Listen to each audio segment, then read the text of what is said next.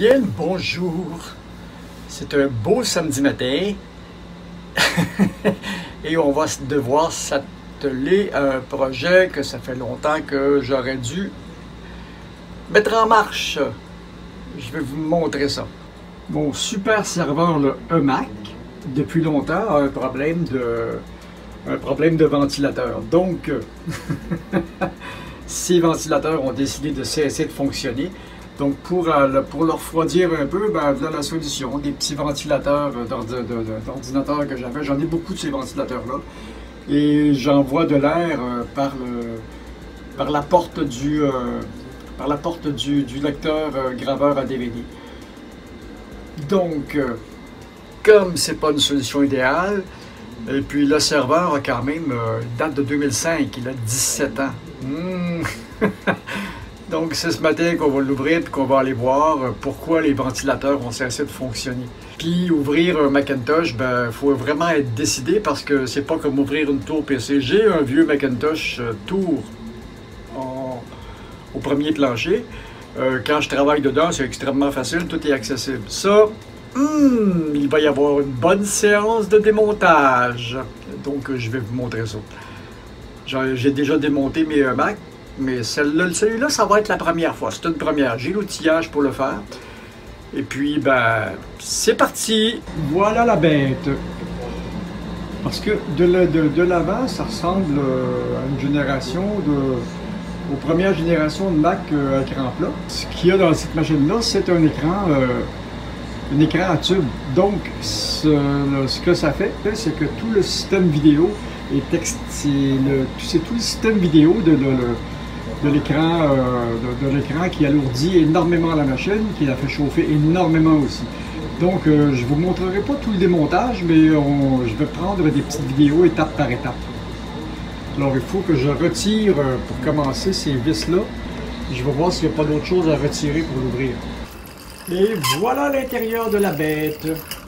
Le plus gros de la place est pris par l'écran et tout ce qui contrôle l'écran. Puis ce qui regarde l'ordinateur n'est que cette petite partie à l'arrière. Donc on a tout ce qui est l'ordinateur. Si on enlève ce couvercle-là, on va avoir accès à ces lecteurs CD-DVD. Et puis quand on installait la mémoire, c'est directement là. Et puis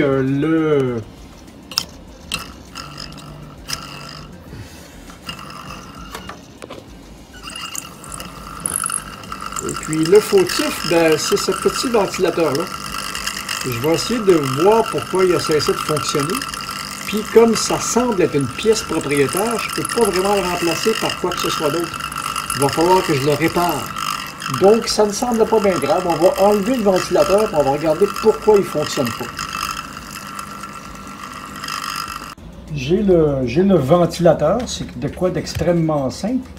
Et ça n'a aucune raison de ne pas tourner. Il a l'air d'avoir beaucoup de saleté.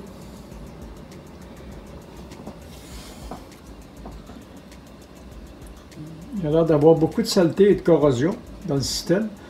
Donc on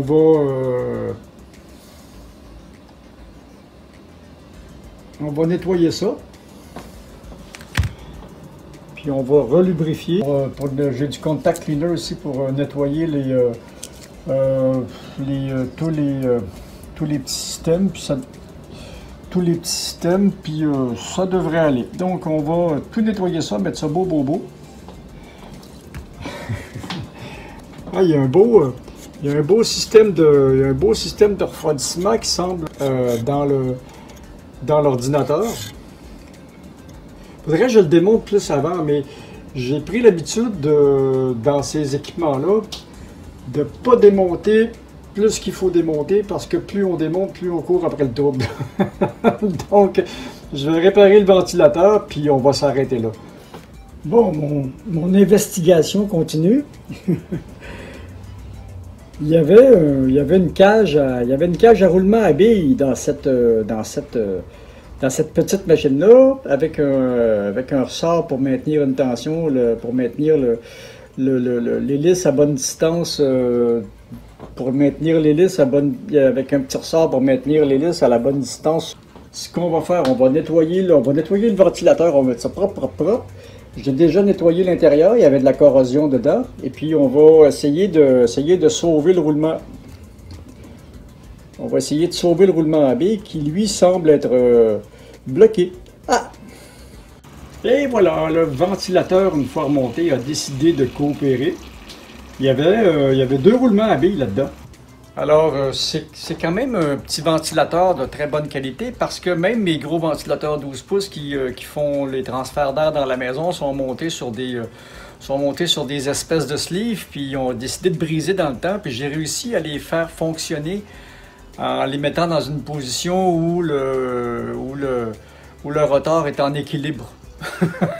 Donc, il n'y a pas de pièces mobiles qui se touchent. N'importe quoi pour réparer mes pièces, là. J'ai pas question que...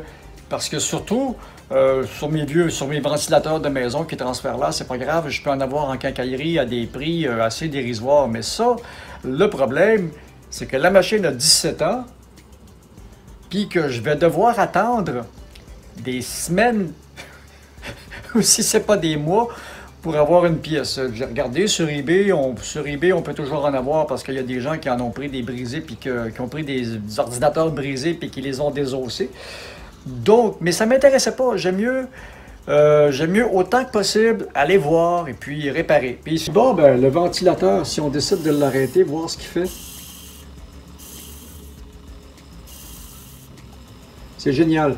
Alors, ce que je vais faire, je vais juste, maintenant que je sais qu'il fonctionne, je vais redébrancher la machine et puis je vais lubrifier les petits roulements à billes. Il y en a 2, il y en a un à chaque bout de la tige, qui tient tout le système. Et puis, on va remonter ça, puis le serveur va retourner à sa place. Donc, on n'ira pas plus loin dans le démontage de ce Mac-là. Ça fait 17 ans qu'il roule.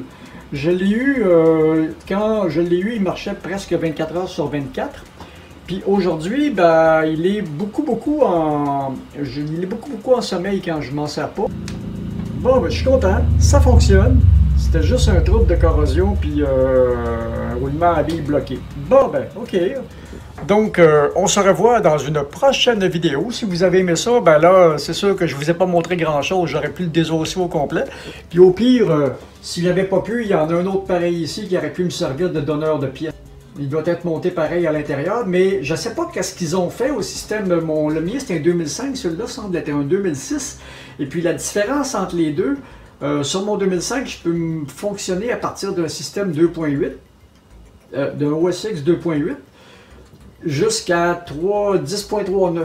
À 10.4, je pense que je peux le faire fonctionner aussi. Puis celui-là, lui là, il refuse de fonctionner. Il marche en système 10.39, mais le système 10.39 ne reconnaît pas l'écran.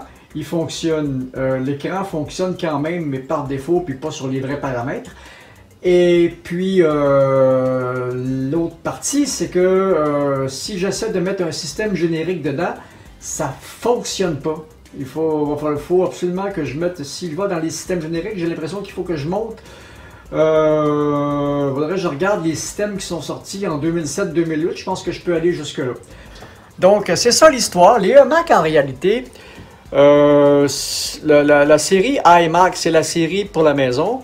Il y a la série des MacBook Pro. À l'époque de ces machines-là, il y avait la série des iBook. Et puis la série iMac comme ceux-là, c'était les séries qui étaient vendues aux écoles. Au tout début, il avait été fait pour l'éducatif. Et puis Apple, étant donné la grosseur de la demande, Apple a commencé à ouvrir la vente de ces machines-là au grand public. Donc moi j'en ai acheté une quand elles sont sorties. J'avais pris la version 128 MB de RAM avec le super graveur. Donc je pouvais lire et graver n'importe quoi en CD ou en DVD. C'était 500$ de plus l'option. Et puis quand je l'ai acheté, je l'ai monté à 512 MB, qui était déjà bien pour l'époque. Et puis je ne l'ai jamais remonté après. Il est encore à 512 MB. Donc cette machine-là, aujourd'hui, je ne peux plus rouler aucun programme dessus parce que, à part les programmes qui étaient de l'époque. Mais maintenant, je peux m'en servir encore pour pour traîner le réseau de la maison parce que ça fonctionne encore assez vite sur un système Ethernet. Et puis pour gérer des disques durs, ben, ça fait le travail aussi, là. Donc, c'est ça. À la prochaine, amusez-vous bien, puis ben, passez une bonne fin de semaine. On est en fin de semaine, effectivement, on est samedi matin de bonne heure. Puis pensez à vous abonner, puis pensez à me donner un petit pouce bleu. Salut!